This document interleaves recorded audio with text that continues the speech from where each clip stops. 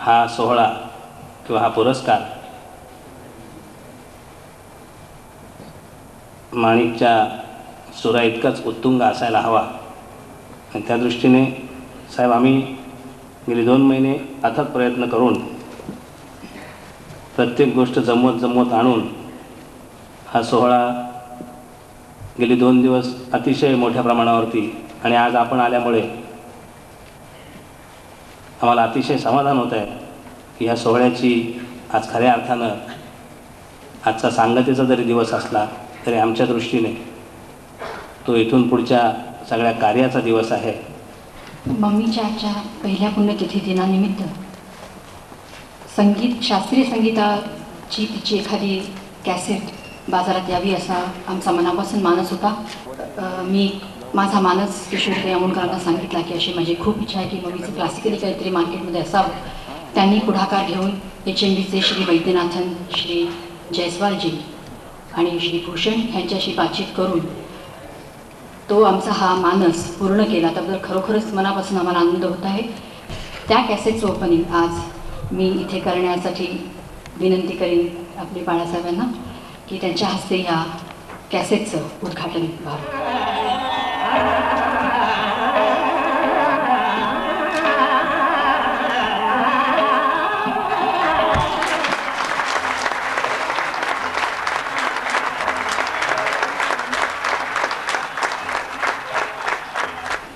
जमलेल्या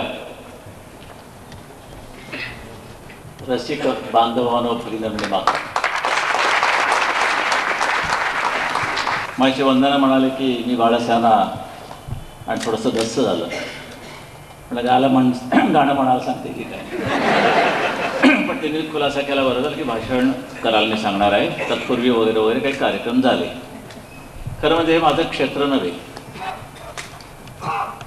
मी दुसऱ्यांना रडगाणी शिकवतो. गाणं मलाही येत नाही, दुसऱ्याला शिकवता येत नाही. मी एक माणिकजींचा चाहता आहे. तो एक सुवर्ण युग होतं. आताचं युग कसं आहे तुम्हाला माहिती आहे, म्हणजे सांगायलाच नको. पण तो एक काळ असा होता की ती सगळी मंडळी माझ्या जवळची होती. खास करून राजा परांजपे, गदी माडुळकर, बाबूजी, सुधीर फडके वगैरे आणि अधूनमधून कधी माणिक वर्मा दिसल्या तर. पण त्या काळामध्ये सुद्धा एक थोडीशी नाही म्हटलं तर एक मांगल्य होतं, सोज्वळता होती, हे होतं ते होतं. आत्ताकडचा असा धांगडगिंगा नव्हता. आणि ही जी घराण्याची परंपरा आहे ती कोणी आत्ताच्या काळामध्ये, मला तरी वाटत नाही, आपलं काय मत असेल मला माहीत नाही, पण टिकवलेलं नाही. माणिकबाईंचं गाणं सुद्धा रांगोळीसारखं होतं. त्या जिथे गायच्या तिथे एक मंगल वातावरण, मंतरलेलं वातावरण निर्माण व्हायचं. आज असे गायक राहिले नाही. काय आता काल तुम्ही काहीतरी मोघबाईंचा सत्कार वगैरे केला, बरं. तेव्हा एक श्रीमंती म्हणून हा जो एक विचार आहे, श्रीमंतीचा विचार, गरिबी केव्हाही हटवता येते. ती असली काय नसली काय, पण मात्र विचारांची श्रीमंती मराठी माणसामध्ये आली पाहिजे. आणि करायचं असेल तर मी तुमच्या चौघींवर सोपत नाही. आम्ही सगळी मंडळी जेवढे माणिकबाईंचे रसिक आहेत त्यांचं गुणगान शब्द सुद्धा कसा मिश्किल, इकडून केलं तर तसा, तिकडून केलं तर तसा. गानाला काही गुण असल्याशिवाय गुणगान होत नाही. ते त्यांचं होतं याचं कारण त्या गायनामध्ये, त्या गाण्यामध्ये, त्या गान या शब्दामध्ये गुण होते. आणि म्हणून हे 51,000 अमुक हजार तमुक हजारापेक्षा एक आपण संकल्प सोडूया ह्या दिवशी, की ह्या येत्या वर्षात म्हणजे पुढच्या तुमच्या या आता ह्या पुण्यतिथ्या जयंत्या, हे शब्द ठीक आहे, 10 नोव्हेंबर पुढच्या वर्षी तिथपर्यंत आपण 1 कोटीपर्यंत आकडा जमवायचा.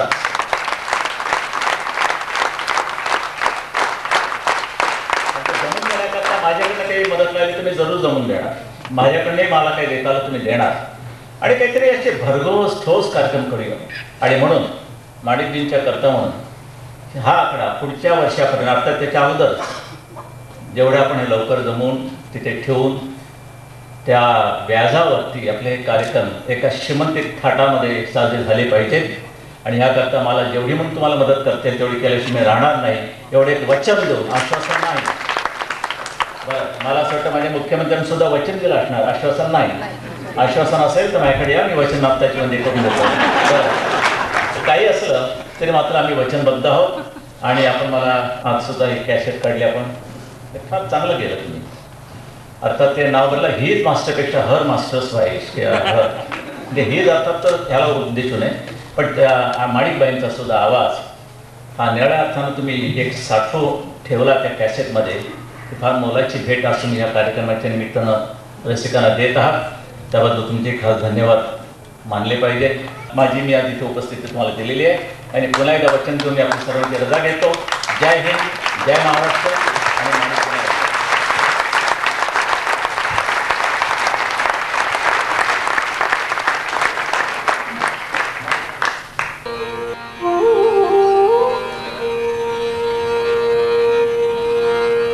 नमस्कार रसिको.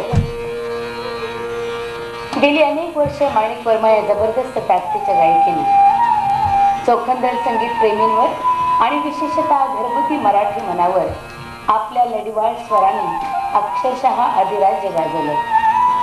या गायिकेवर एक कार्यक्रम सादर करावा म्हणून आम्ही सगळे जमलो खरे, पण एकूणच तिच्या गाण्यांचा, तिच्या शास्त्रीय संगीताचा विचार करता करता उलगडत गेला त्या गाण्यांचा एक कालपट. आणि ही गाणी आमच्या समोर घेऊन आली माणिकची वेगवेगळी रूपं.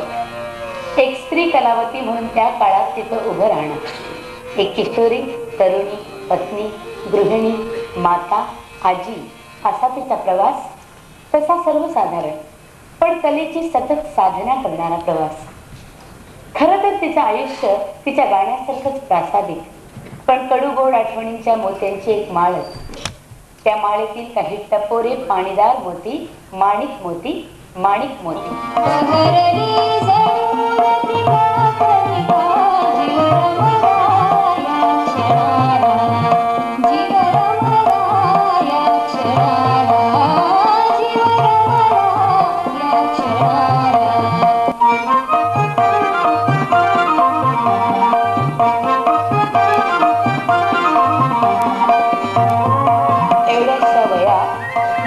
संगीताची जाण इतकी जबरदस्त झाली होती की प्रभाकर गुप्त्यांसारख्या हुशार संगीतकारांनी तिला अगदी सायगलच्या गाणं गायला लावलं होतं.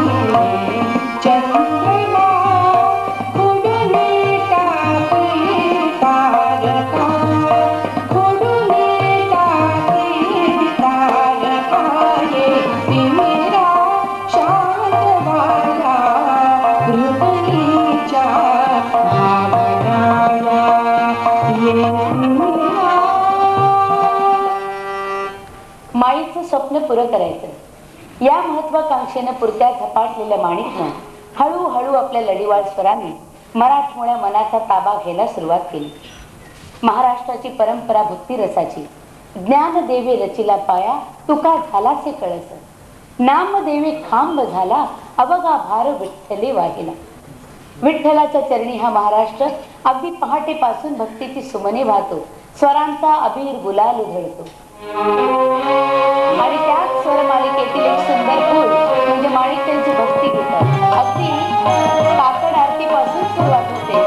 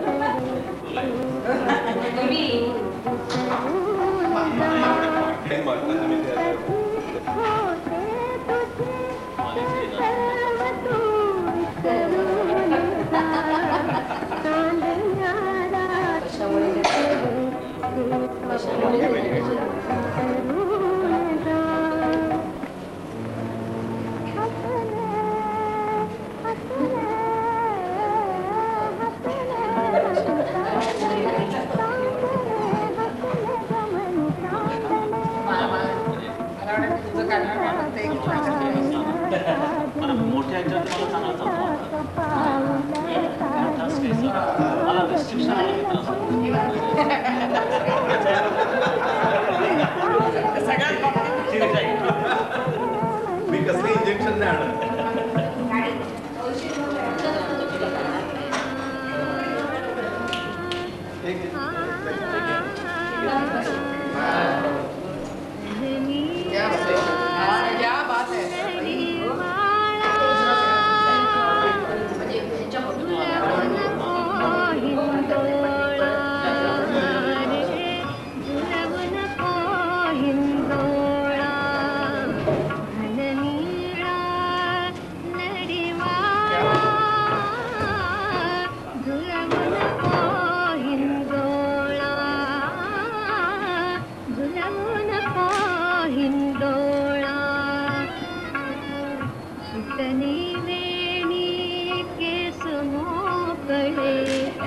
नवे